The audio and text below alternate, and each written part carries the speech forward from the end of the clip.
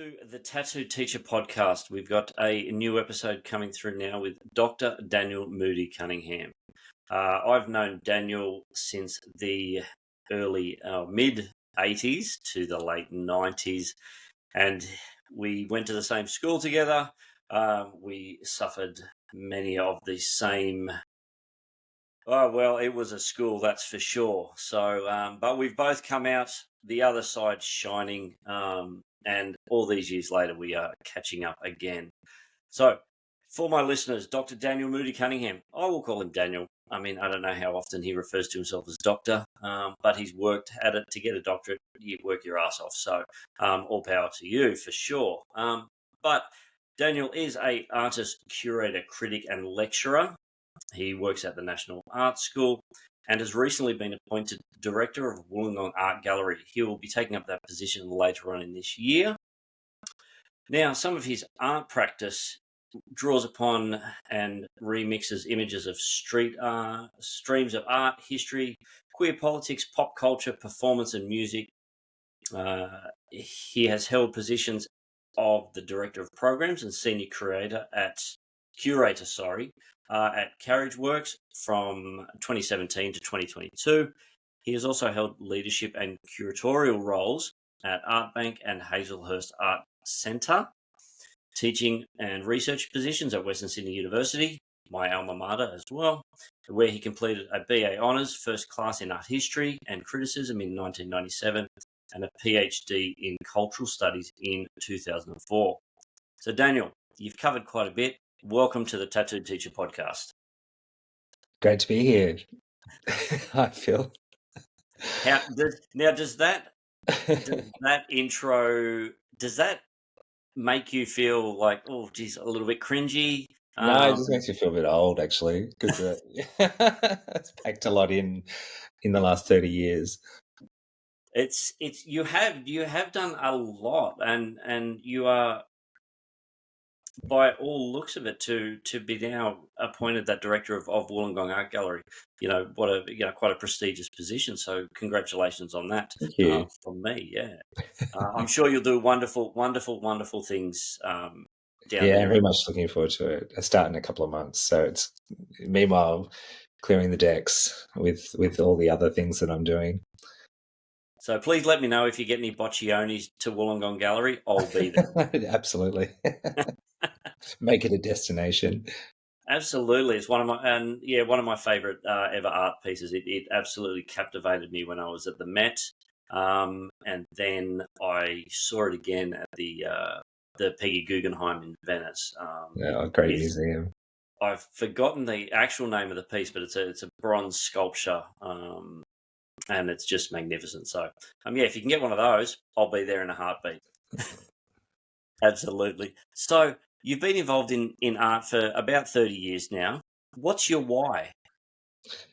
Well, I started the interest in art really early in childhood, actually. And it was probably a little bit of an escape mechanism, like any, I guess, kind of childhood obsession. It's a escape from reality, and also it was the 80s, like you said in the intro, how we know each other.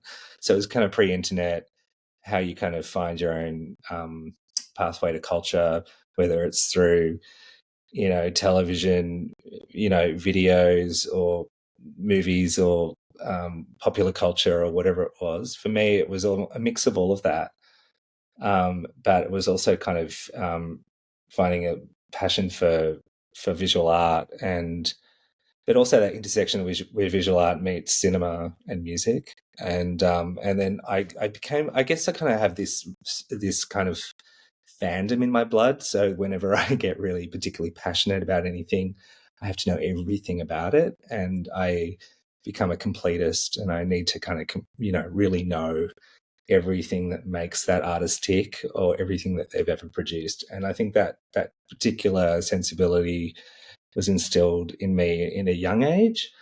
So my grandfather was an amateur photographer, and my grandmother, they weren't together at this point when I was growing up, developed rolls of film at a factory, like a photo lab. And Yep. so I was taught how to use a darkroom by my grandfather, and my grandmother would process my rolls of film. And so, right from a very early age, I was a photographer, really kind of learned how to use a camera.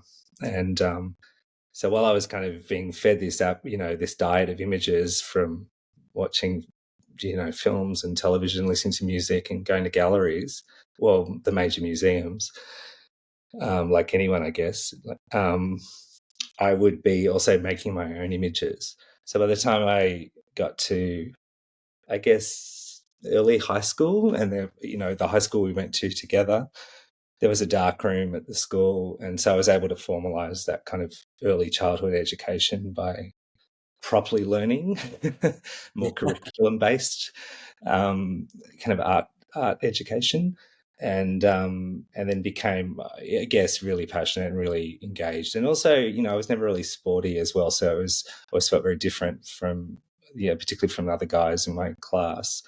So I would really immerse myself in that kind of world of the dark room. It was a bit of an escape. It was literally a dark room. You'd go and literally turn the lights out and inhabit another world, and a world of your own creation and your own making. So, there's nothing like at that time, the pre-digital world of seeing images materialize on a piece of paper in a dark room in a plastic tub of chemicals, and then pinning them up and watching them dry. There's something just magical about that particular kind of analog process. And so that was, I think, really what set my imagination aflame at that time as a child, as a teenager. So by the time I went to art school, I was at this kind of, I guess, threshold like anyone is when they finish or they're about to finish high school, of deciding what to do. I had this kind of, skill. I knew what my skill set was, where I was like a very good writer, I was very good at English, I was very good at music, and I was very good at art. So I kind of enrolled in this art history and theory program at the University of Western Sydney, as it was known then. It's now called Western Sydney University. And what was so unique about that program was that you would, in order to be a historian or an art critic or a writer or a curator, you first had to know how to make art. And so I already kind of felt like I had a lot of those skills growing up. Like I said, in that kind of juvenalia space of being a kid who was precociously talented at making art. But then what I found was that I had loved being in this studio environment with everyone who wasn't there necessarily to learn art history. But I had this kind of double obsession going on, where I was in the studio and really feeding that practice at the same time that I was in the library and I was writing essays, and I was really kind of honing my research skills, which would then later on become quite important to the academic practice that I was to develop. And also, I guess, the multidisciplinary practice that I would develop by having this hyphenate practice of being an artist, a curator, a writer, lecturer, being able to inhabit all of those different spaces. But I think ultimately I consider myself an artist, and my art practice encompasses all of that other, those other strands of practice, whether they're curatorial or whether they're education based, or, so I feel like in some ways all of those strands, they draw upon the same interests, the same kind of, whether it's the same obsessions in popular culture and art history, and identity politics. They're all kind of animated by the same thing, or sparked by the same place. Yeah, it sounds like from a young age, the joy and the passion was was trained, was taught, was there, and the joy in it. And I guess was so. I remember one or two of our art teachers. I didn't really study art at school. I was more about getting into the woodwork room and the metalwork room.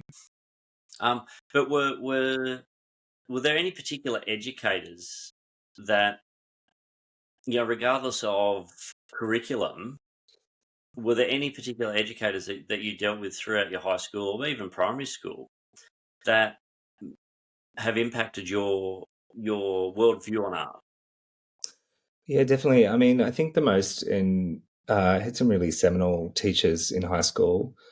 Um, and I'd probably just start with, I guess, the English teacher I had, Mr. Nunn, Cameron Nunn, was this kind of incredible teacher that really opened up my kind of mind to language and poetry, and still some of the curriculum that was set in year 12 in 3 unit English, like it was very feminist in a kind of environment, a Christian environment where that wasn't actually encouraged. So we were looking at Sylvia Plath and Denise Levertov, these incredible kind of feminist poets who, lived through a lot of trauma, particularly actually, I mean, Sylvia Plath's quite well known as Ted Hughes's wife, but also the whole kind of tragic narrative around her suicide. But so she's a kind of an iconic figure, but Denise Levertov was a kind of very interesting figure, very kind of secular Christian poet who wrote a lot of poetry about the kind of like Vietnam War and, but it was just this kind of organic, concrete poetry that was almost like, it was like kind of visual art for the page. And it really responded to that, but particularly the way Mr. Nunn brought it alive. And I just, still to this day, the name of the volume of poetry that we had to read was called The Freeing of the Dust. And I'll never forget just that the beauty of that particular name of a volume of poetry. And I still kind of refer to it as something that where I feel like, you need to free the dust around you, and it somehow is rejuvenative and it brings up new ways of seeing and new ways of thinking. And but then also other teachers, music teacher was great. But I really probably have to acknowledge my art teacher, Ian Wallace, Mr. Wallace, who had started literally out of teaching college. So, he's only 5 years older than me at the time that he was teaching me when I was in year 11 in 91. And he was kind of almost more like a friend than anything. It was just so kind of had this, I mean, obviously the pastoral care was there and everything, but I think we've just kind of when you've recognised the talent in students, kind of would really ensure that it was nurtured and yeah, I mean, it was just, I think he was really so important to my art education just for those 2 years, year 11 and 12. And we've since become friends. I mean, he's got an interesting story as well that parallels with my own story, particularly about, I guess being a gay man and having kind of come up in a Christian environment where it's particularly difficult in that, late 80s, early 90s period in Australia. And so when we reconnected in the kind of, it was around 2004, I think, there, give or take, he was kind of coming out of having taught in Christian schools, and I think there was a whole, a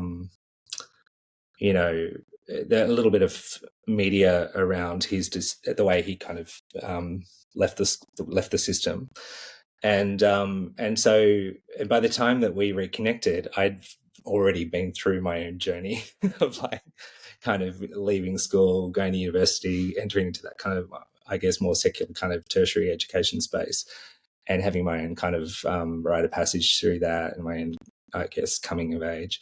And so, but long story short, I guess Mr. Wallace, Ian, who's still a dear friend, who actually was texting him earlier today, I guess was really important. And when I think about all of the great educators that taught me at art school, I always kind of think about Ian having taught me in high school. Yeah, well, I mean, I remember him very vaguely. Again, like I said, I didn't do art, but it sounds like he had a tremendous impact. Definitely sounds like a story that we need to explore more. Maybe I'll have Ian as a guest in the future. So that's it. And I've found over the years that yeah, there's a teacher. I've got many teachers who have either spoken into my life in a positive or negative way. And I guess that that resonates with you also.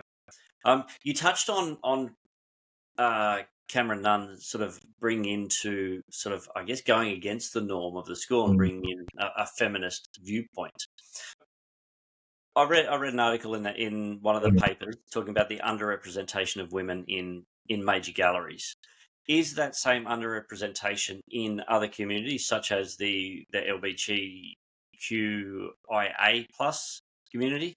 Sorry if I had to read it. I know there's It's an ever-evolving acronym. it is evolving, and I mean, so is this world. So yeah, I don't want to I want to make sure I get it right, and not miss anyone out. But also that the community that you are part of, but also Indigenous artists, female artists, just is it because there's not the artists there, or is it something else?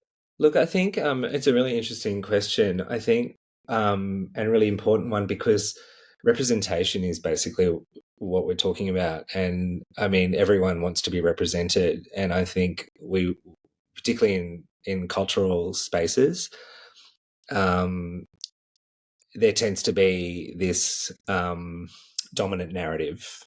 And the dominant narrative has always, in the 20th century, particularly, I guess, if we look at modernism, it's always just been this particularly kind of homogenous narrative that's privileged, I guess, let's say it, straight white male voices. And so I know that's a generalization, but what I think what's happening now is an attempt to try and unearth the multiplicity of voices and identities that have been suppressed or marginalized or not heard, because there are so many interesting people that represent that space, and I can't necessarily lay claim to knowing even just like a drop in the ocean of what you could kind of untap in that space. But that's particularly my interest, is, and maybe not just because it's a kind of minority porn, that I'm just interested in it because it is different, and it goes against the grain. But I mean, I think that's possibly where people see themselves. If anyone feels different, and I think people are attracted to the art world and cultural spaces, particularly if they're attracted to those spaces as practitioners, because they probably feel different or recognize themselves in the types of practices that inspire them to become artists in the first place. And so, I think even just going back to what we were talking about before, I mean, my gateway drug to being queer really was through feminist discourse. I mean, and it was feminist light because it was high school, and I guess probably in 1990 watching a film like Thelma and Louise, as ridiculous as that sounds, was a kind of Hollywood version of having some being radicalized as a feminist. And but even I guess more nuanced way, reading those amazing poems by Denise Levertov or Sylvia Plath was also about this kind of subjectivity of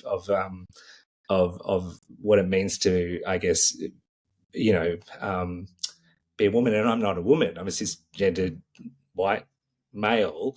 I mean, I'm queer, I identify as a gay man, but I can't necessarily kind of lay claim to any experience in that space. But if anything, there was an identification or an allyship that I kind of recognized at that point. And if anything, it felt like I could see myself reflected in those discourses before I guess I felt more comfortable feeling reflected or even coming out or engaging in a queer space, because it was also the early 90s and it was still, there was still a kind of hang up from the 80s and a lot of HIV/AIDS panic and hysteria and grief, and so there was still a lot of I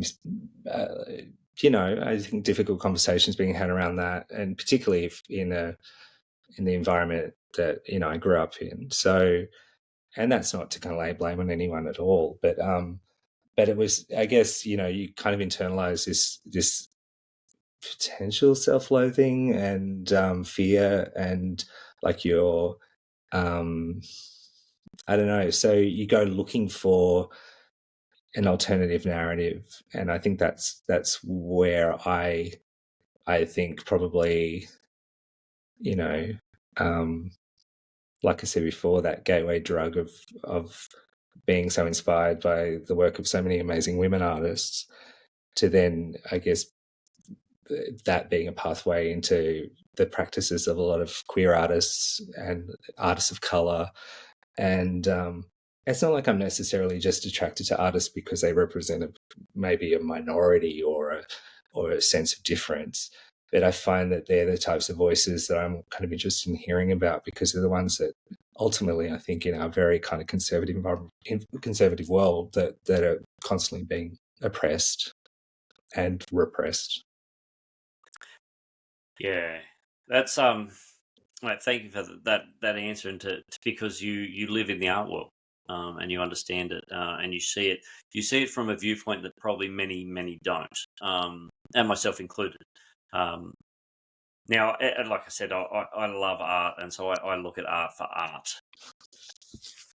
So it will. I mean, so if I look at an artwork, I see it, and if it gives me a reaction, I love it. If it doesn't, I move on, and that's regardless of who created the art. So I think, yeah, the struggle is there, but I think in societally, I think we need to get over certain things and just go, well, let's look at the person for who they are, for what they can do, and how they can improve our society, and grow it, and bring the colours in that are needed, for a great society, which is a great segue into my next question.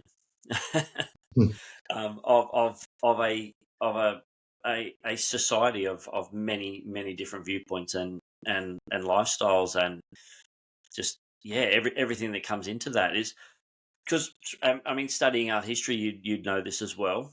But throughout history, when the arts are flourishing, when the arts are promoted, and when they're encouraged, and when they're pushed forward, we often find society grows as well. There's those huge leaps in societal advancements, in a whole range of areas, not just art, but in medicine, in the sciences, in education.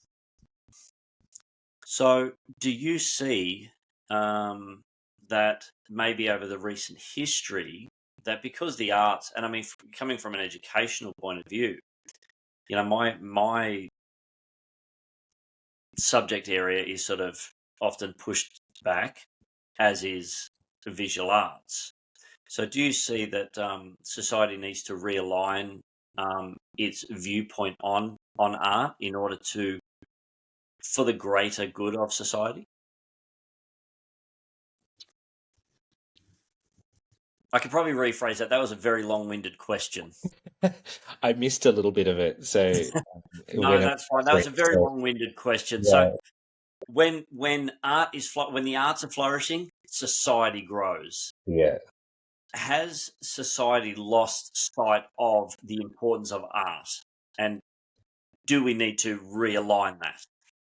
I think so. I mean, yes and no. I mean, I mean, what's interesting is coming up in the 90s and establishing my practice, I guess, more formally, by going to art school at that time, and pursuing, a vocation in this world, this art world. I was really fortunate to have kind of grown up in an environment that was a lot, what I've perceived to be a bit more radical than it is today. I feel like we've become kind of ultra conservative, and that's fine. No shade if you're if I'm talking to someone who's listening to this feels that they are on the conservative side. But I think that there's a lot of fear that comes with conservatism sometimes, and I think what artists represent is that, a desire to look past, the status quo, or the normative way of seeing something, and that was probably my own hunger to also do that, which kind of led me to this path to pursue this practice in the first place. And so I feel like art is really important because it is constantly questioning. Just because it proclaims to be art doesn't necessarily mean it's always great. I mean, art's always, I guess, to use the cliche, in the eye of the beholder. But I feel like that the most important voices are in the that kind of cultural vanguard that are always pushing forward and thinking new ways of what it means to exist in a world and to see things differently. And so I don't know if I'm really answered your question, but I guess it's probably possibly the way I see it, and the way the importance of art. I think today, when it's constantly, I think possibly always the marginal space as well, if that makes sense. Yeah, yeah. Look, coming from an educational point of view, I teach visual arts. I also teach design and industrial technology, or industrial arts, as we used to like to call it. You often see those pushed down to the bottom in the hierarchy of curriculum. So, I guess with what you're saying as well, where we need to realign it and bring that up, because often I find that the students who struggle in the so-called academic subjects thrive in the creative. Yeah. Um, Yeah, and that was my experience at school too. I mean, because I always did, I excelled in art, music, English. They were always also the subjects that were scaled down, and so I always felt like, even though I felt like I had this towering intelligence, which has put me to good use later. At the time, it felt like it was really it didn't really bode so well, and also possibly was a bit misunderstood. Because ultimately you're working in cultural spaces that are about interpretation as much as they are about the work of of a society, the work of a culture. It's about your interpretation, and it's about how, it's about how, as an audience and as a viewer, you receive that information or that art object and make sense of it and make meaning of it. And so I think that's just as important. And I think sometimes we don't probably give that the recognition that it deserves. And I think once we give that recognition, we kind of realize that we all have agency in that, because we're all consuming images and media all the time. I mean, I guess we live in an age now where artists are being replaced by content creators and content providers, which is somewhat alarming in a way. But it also kind of shows how, in some ways, this drive to create or create something is very much at the heart of what we are and what we do as humans. Even if it is about filling this void, because we're on social media and we've got to fill the space. Yeah, we've got to chase the dough. Yeah, exactly. Yeah, get the likes. But it's interesting, because I think ultimately, if you have a hunger for, I don't like using the word content so much, but if you have the hunger for kind of just knowledge and that, or even just different perspectives on the same narrative. I mean, the human condition isn't just a homogenous thing. It's a kind of subjective thing. Everyone has a different kind of relationship to that very basic idea. And that's, I think, where cultural practitioners are so important, whether they're visual artists or musicians or filmmakers or writers. That ability to, I guess, speak to your own experience of the world and existence, and try and make sense of it, and the finite time we've got here to do that it's a privileged platform, and it's a gift. but it's also one, I think, as an artist, I've come to that space out of a desire to have some understanding myself, and that understanding has been imparted from other artists. And I think, it gets back to what I was saying right at the beginning about fandom, and really just wanting to know, wanting another narrative, wanting something alternative to the one that, I was spoon fed as a child, which was that, particular kind of homogenous, didactic, Judeo-Christian thing, which, is all well and good, but there are other narratives. And that's why I was kind of, I think, always really hungry to know what those narratives were. And I think that's what fueled my practice, really. Yeah, I guess the human condition, the wanting to be human, wanting to be understood, wanting to find connection is probably one of the main drivers behind most artworks. That expression of your feelings, of how you view the world. I mean, I know. Look, I'm nowhere near your stature as an artist, but I do dabble here and there with some painting and some print work and some block printing and things like that. But all the work that I've done was an outlet to work through emotion. Yeah, So, absolutely. and I think even though people might not understand my emotion, I think it's important that it's heard. And I think so many artists need to be heard, and not necessarily understood. Art doesn't need to be understood, in my viewpoint. Yeah, I But agree. it definitely needs to be heard, and as people, yeah, we want to find that value in others, and be valued from others as well, I believe. Yeah, and I think also too, it's about recognizing that there isn't one meaning, and so that artwork that you're looking at and the artwork that I'm looking at, it might be the same artwork, but we might take away different meanings of the same thing, and that's interpretation, and I think that's really important because that's fueled by one's own subjectivity, and that's going to be a particular kind of vantage point that comes from whatever skin you inhabit, whether what your experience is, what your class background, your race, ethnicity, your whole situation will always be brought to bear on the way that you interpret something. And I think that needs to be kind of celebrated and really, particularly, I guess, in an education space, when you're kind of thinking about how you kind of encourage students to get excited about things, but also encourage them to think differently about the way they make meaning of whatever it is that they're consuming.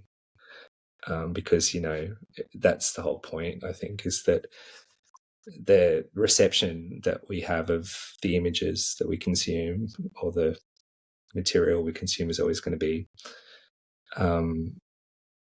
unique, and then allow for other kind of ways of thinking through culture and even revisionist history. I mean, that's how I think. I mean, it's interesting. You're just even thinking about social media and the TikTok generation. It's like, even just the way that you can kind of remix and refashion existing kind of cultural material to convey completely different political stories and narratives. I mean, that's exactly what we're talking about. It's kind of a very deft way of consuming media and remixing it in playful, humorous, and politically charged ways to tell different stories, to cut it up and break open what it meant initially. I kind of really love all of that stuff because I think it really does demonstrate how there's this kind of very porous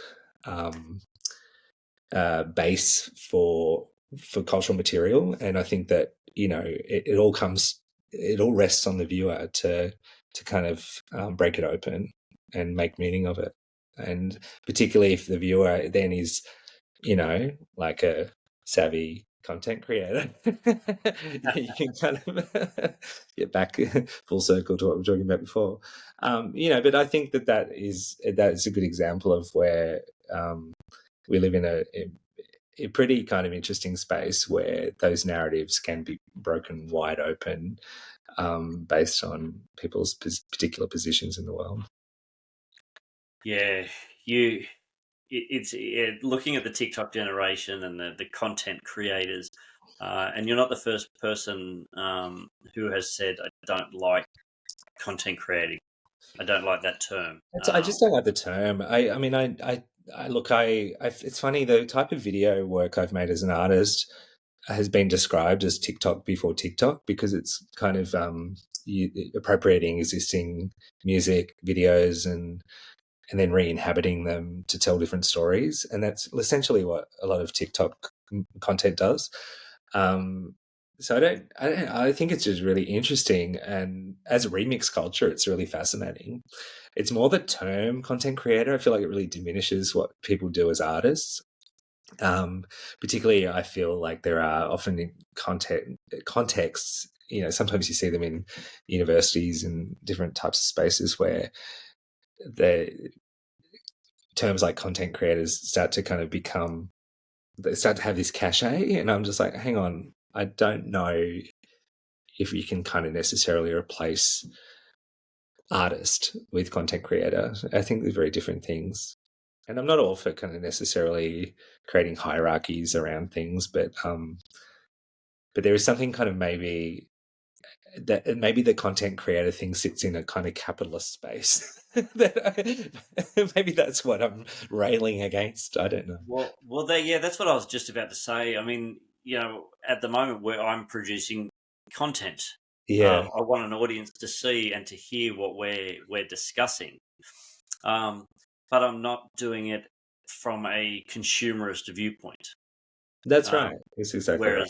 Whereas a lot of the influencers and major creators are doing it for monetary gains. And now, look, Mm. some of them do fantastic things, and they're artists and in their own right. But there are those who just want to make the money. Yeah, Which, hey, all power to them. absolutely. If they can do And it, I mean, look, go for it. there's But nothing wrong with making it's money, one but of those. it is the monetization of content. It's a blurry line. Yeah, and there's the monetization of content too, I guess. There's also feeds into particular kinds of the attention economy, around just how many, where the algorithm takes you once you've had so many likes or whatever. I mean, it's a false economy in so many ways. Oh, absolutely. And yeah, I look at it and dealing with young people, day in Yeah, day out, it's there. You ask a student now, or you ask a range of students now, what do you want to do when you finish school, or mm, what do you want to do to make money? And a decent proportion of them say, I want to be a YouTuber. I want to yeah, be. right. It's They crazy. want to. They see this as and it is, look, it Yeah, is a job for some. Like, it pays very well. People travel the world on 30-second videos that they release every other day. So yeah, it's so um interesting. there's so many rabbit holes we could go down with that conversation for sure. But Absolutely. speaking of like content and TikTok and algorithms, a big push or a big thing that's in the media and in education and in the art world is artificial intelligence. Now, you lecture and you're an artist yourself, and you help emerging artists. Do you see artificial intelligence as, well? It's probably, I'm assuming you might see it as both, but I'd love to get your thoughts on this.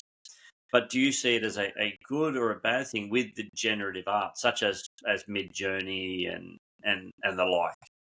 Yeah, look, I think it's another tool. I mean, it's interesting. I just wrote an essay for an artist, Sarah Contos, who has an exhibition later in the year at UNSW Galleries, and a book about her practice is coming out, and she's started to incorporate AI into her practice, and her practice is pretty much draws upon collage and montage techniques of the 20th century, which are all pre-digital, really. And it's kind of then interesting to utilize digital techniques of montage collage, which are really about this kind of new forms of AI that allow you to. It's kind of like cameraless photography, right? Yep. Back in the day, without you could make an image with light sensitive materials without the device. So you could make this kind of photograph without a camera. Now you can make photograph without a camera, but it's AI and it's mid-journey. So it's the kind of new frontier of cameraless photography, really. And I think in some ways we need to take that seriously and celebrate it to an extent. If it's replacing your brain and replacing your conceptual facility and your, I don't know, ability to kind of make a unique contribution, then I don't think it's that interesting, and also you're probably not going to get very far with it, because. But I mean, who's to know where it'll go in the future? I think we're in this kind of very nascent period with all of that. And this mid journey that we see today is going to be very probably different in 2 months' time. So all this kind of software and AI platforms are so just mutating so fast. That's kind of in some ways hard and impossible to keep up with it. I hate being that kind of like naysayer that is wants to go on strike because this is going to put us all out of business. I don't really believe that to be the case. I feel like it's just another kind of extension of like some scissors or some glue. But at the same time, there are some traps with it as well. But it's fascinating. I mean, just even feeding a like AI prompt with I don't know, giving it some direction to write something and seeing what it would come back with. I find that kind of fascinating. In some ways, it's a little bit like this call and response thing. This kind of weird, strange echo chamber. I guess my kind of endless curiosity is always piqued by new new tools or new developments in technology. It also doesn't necessarily abate my cynicism of them as well. Like, I think sometimes the analog and people still buying records. And there's always they've come back in exactly, and there's this nostalgia for a lot of the analog media precisely because of this inability to possibly keep up with, or just the fatigue that you can kind of experience from living in this kind of very hyper-stimulating digital world. So I guess a long kind of answer to your question, but I don't have any kind of moral misgivings around the proliferation of AI necessarily, but I mean, I guess I only really do if people think that it's just necessarily just going to be this shortcut and this boring replacement of, of the creativity and the uniqueness that comes from people actually using their hands. That's the whole kind of, I guess, attraction to artistic production is the hand. It's the trace of the hand and the artist's hand, and so if you can kind of find a way to meld that digital touch, the digital footprint or fingerprint with the actual human fingerprint footprint, I think that's kind of interesting, and where those two things can kind of blur. So yeah, it's complex, and I think it really does depend on the way different artists and practitioners use it. I haven't really personally got into it so much yet. But I dabble and tinker with it a little bit now and then, but hasn't fully kind of galvanized my attention, really. Yeah, so yeah, and that's what I'm finding. The more people I speak to, initially, well, I mean, if you look at one of my year 9 art students, she is just so against it. It's evil. It's wrong. It steals people's art. It plagiarizes. And I get her point of view. I'm not Yeah. going to try and dissuade her. I will try and open her thought process a little, but that's her opinion, and that's what I want. I want strong opinions. I want creative thought. I want critical I do thought. find it interesting, though, that there is this moral high ground that people, because I was asked to be part of a debate last year for this talk program at Carriage Works that was about, like essentially is AI morally wrong? Like, so it was kind of couching it in moral terms. And I found that just really fascinating that, in some ways it's this good or evil binary. Um, and that I find very interesting because I don't feel like there are too many other spaces in a cultural sphere where we get all very righteous and go it's Yeah, good or evil because it's somehow about the robot and it's about this technology as a replacement for the human, and the human ultimately, I think, in some moral circumstances or moral context, is this kind of like potentially created divine being. And so, no one wants to obliterate that with the machine. So, I feel like there's some of those the moral high ground that gets kind of thrown at AI and machine learning sometimes comes out of this obliteration of the human, which is, and I get it, but it's just, yeah, the moral complexity of it is something that yeah, I guess interests me more sometimes than the actual debates itself. yeah, because I mean, yeah, you touch on morals, and we talked about my young student, and AI in and of itself is not bad. It's not negative. It's not evil. It's not good. It's not the be all and end all. But it comes down to so many things. But the main thing is it comes down to the human using it. It comes down to the the the artist or the creator behind it, Hmm. rather than the tool. Like a paintbrush can produce a beautiful landscape, but a paintbrush can also produce some horrible denigrating words on a building.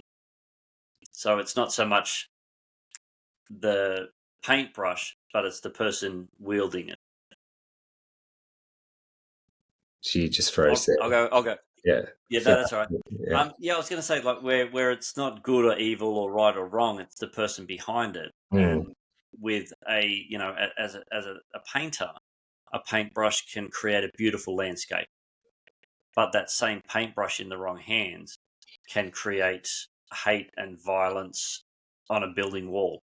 Yeah, no, absolutely. But I also think today the paintbrush that we all hold in our hands are our phones.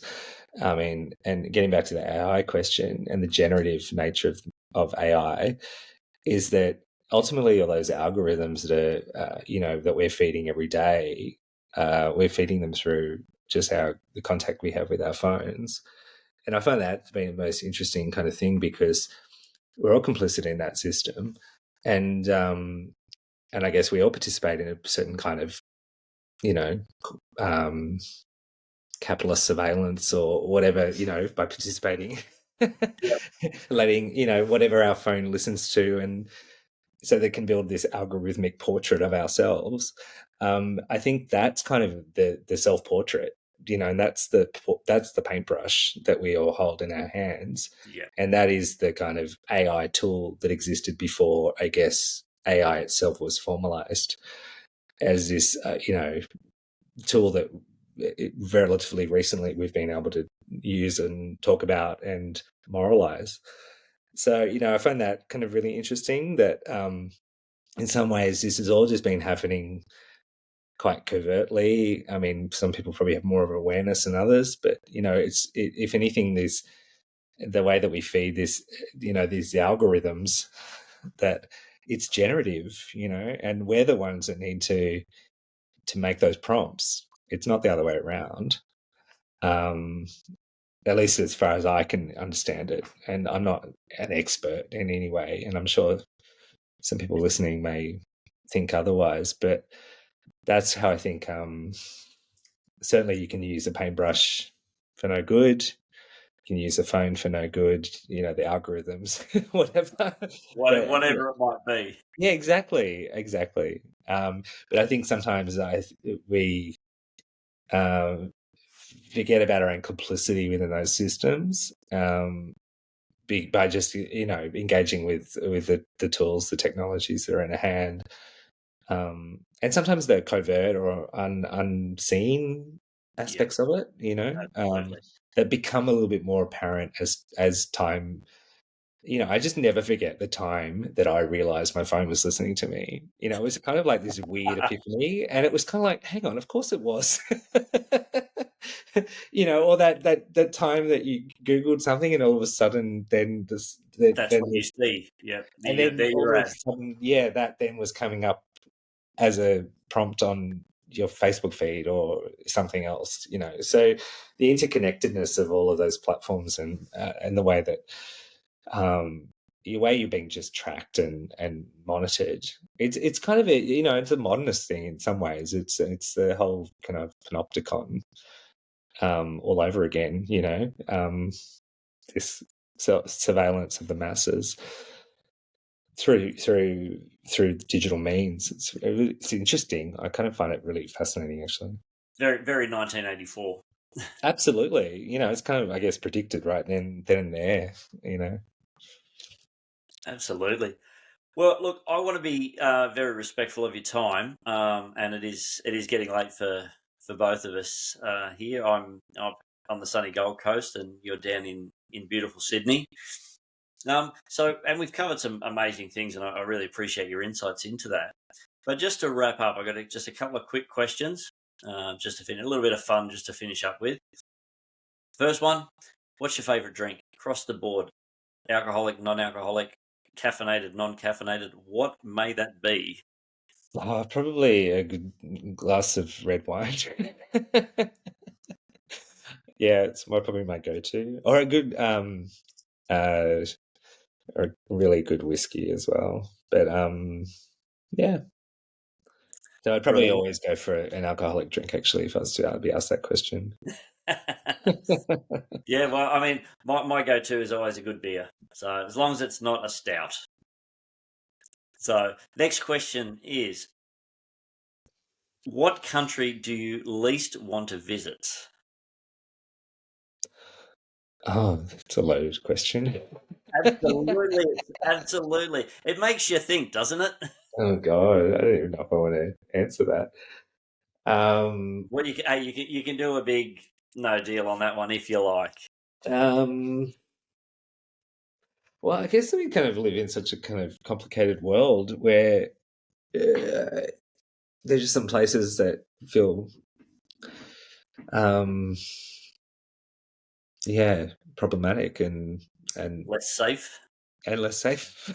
I mean, look, the privilege and of being here in Australia is can't be underestimated.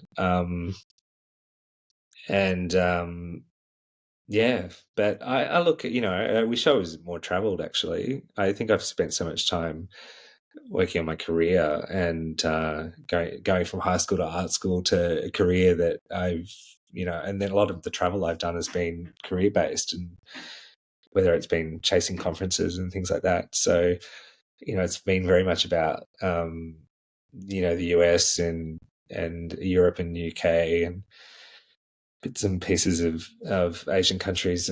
But yeah, so I don't feel like I have probably a breadth of experience geographically that I really should have, or that a lot of my peers have, and that I often feel like I have significance. So I guess, long story short, I'm really open to going anywhere. But there probably are just some Excellent. places in this kind of the turmoil of our current world that I would probably steer clear of. But without naming anything in particular.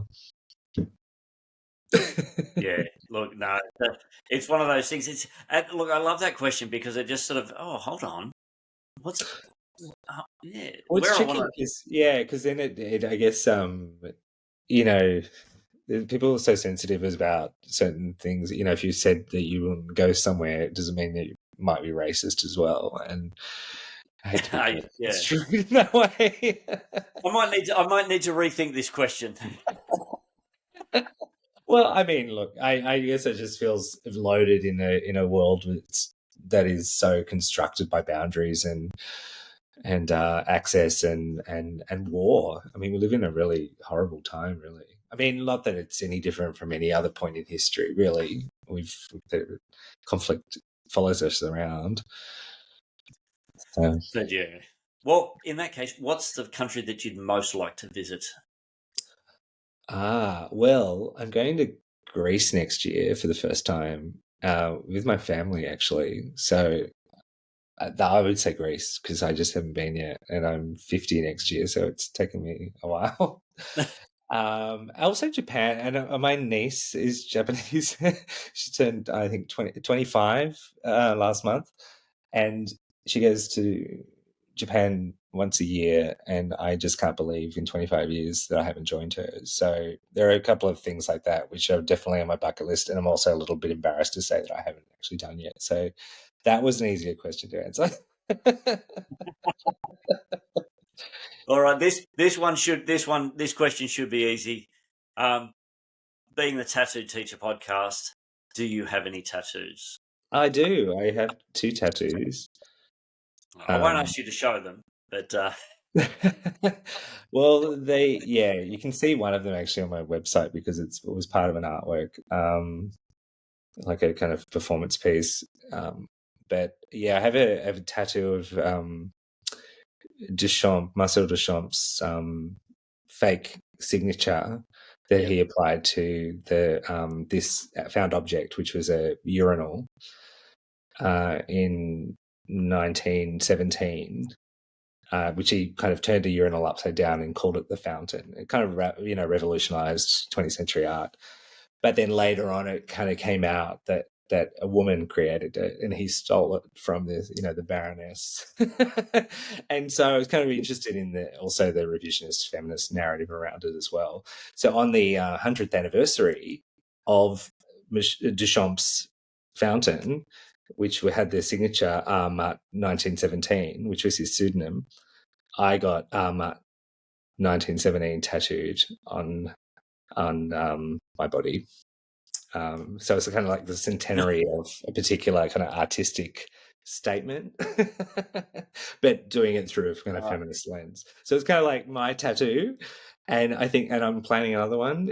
They become performance pieces in some ways.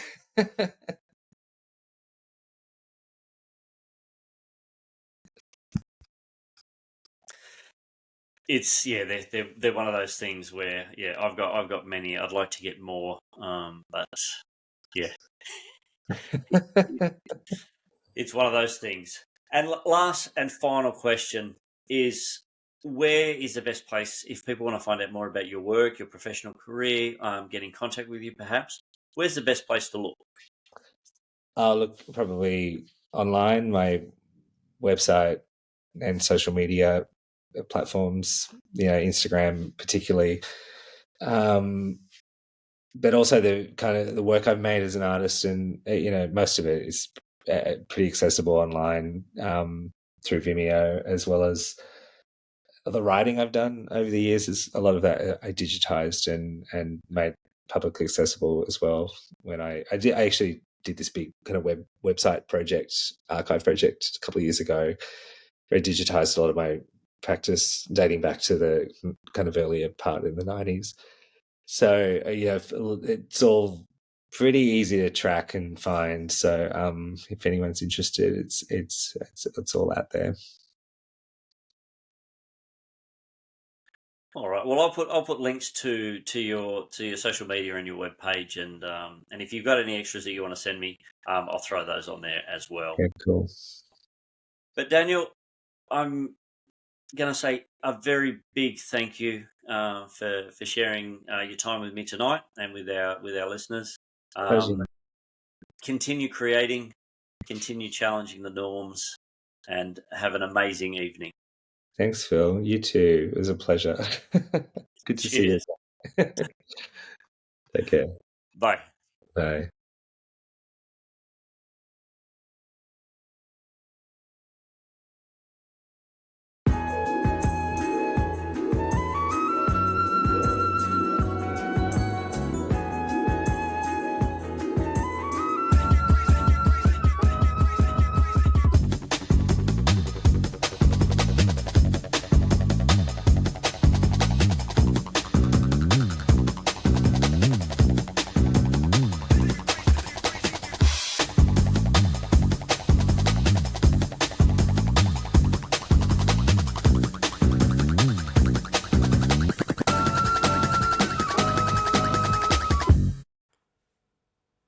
Thank you for listening to the Tattooed Teacher podcast.